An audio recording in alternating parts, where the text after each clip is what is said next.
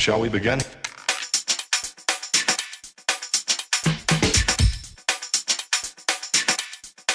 Let's begin now.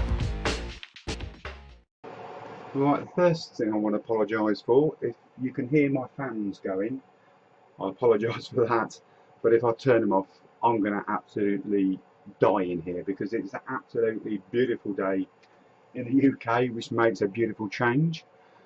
But we'll get off of that. This is going to be an update on the diorama that I've got planned, and I'm just going to combine all the segments together to one update because it seems silly doing updates on all of these individual things now. It's been decided, well, I've decided what I'm going to do. What we're looking at is the Bedford gun tractor.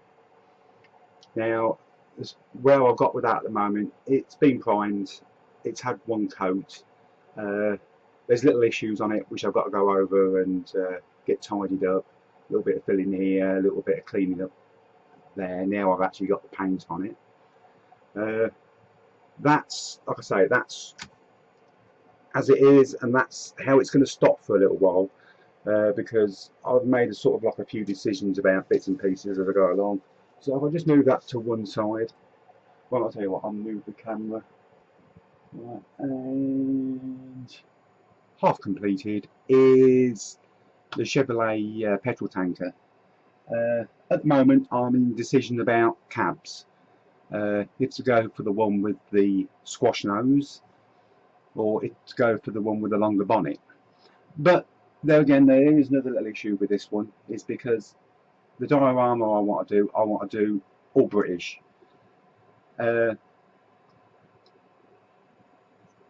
This is a Chevrolet. I ain't quite sure where it was made.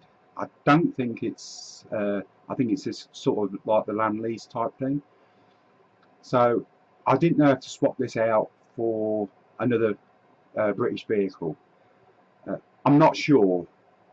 If you've got any suggestions, stick them in the comment box and let me know, because looking around for actual all British stuff is very difficult. Well, it seems we didn't have much, you know, everything was on the this land lease type. It was land lease, yeah, it was land lease, whatever it is.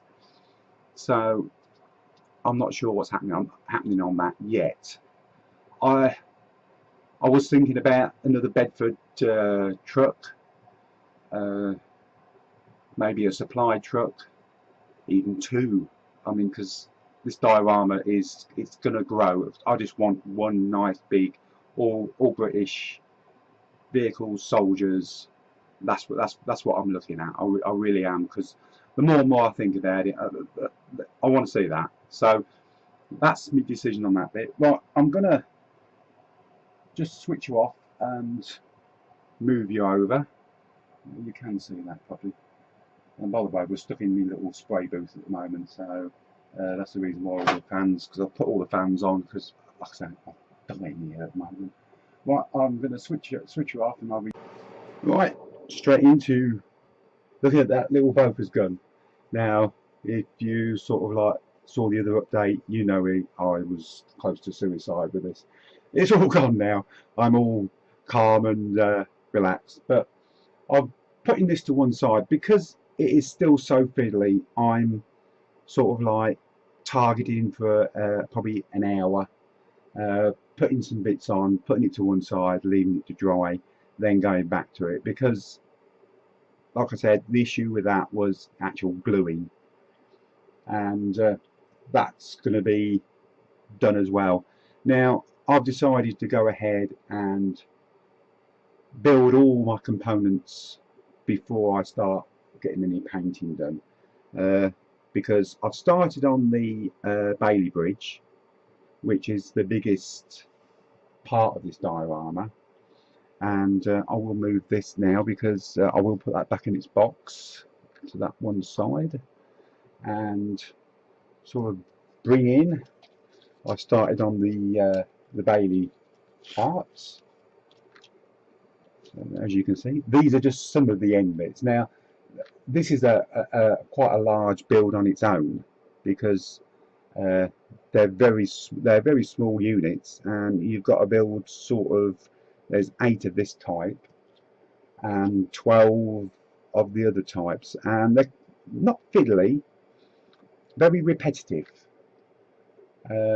So I'd like to get all the bridge assembled and ready, so I can actually do one big, well, not actually one big spray, but then I can spray everything, because everything's going to be in the olive drab.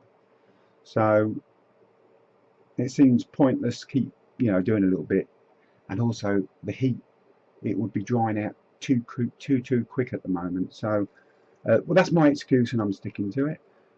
But this Bailey bridge, so far I'm thoroughly enjoying this. The actual build itself really is nice, straightforward.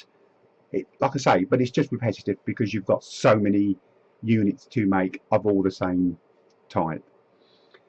I'd like to get all this lot done so I can actually do my base, because on my little update to start off with, I did say about soldiers. Now, I've been on the internet and I dug up loads of soldiers, and there's going to be quite a few to do. So I'd like to sort of like be in a position where I can actually sort of work on the troops to actually go on it. And as you all know, I've never done any figures, so it's going to be interesting. But there you go. But as soon as I get all these troops, because I've ordered them all, I'll do a little video, show you what I've got and my thoughts on that.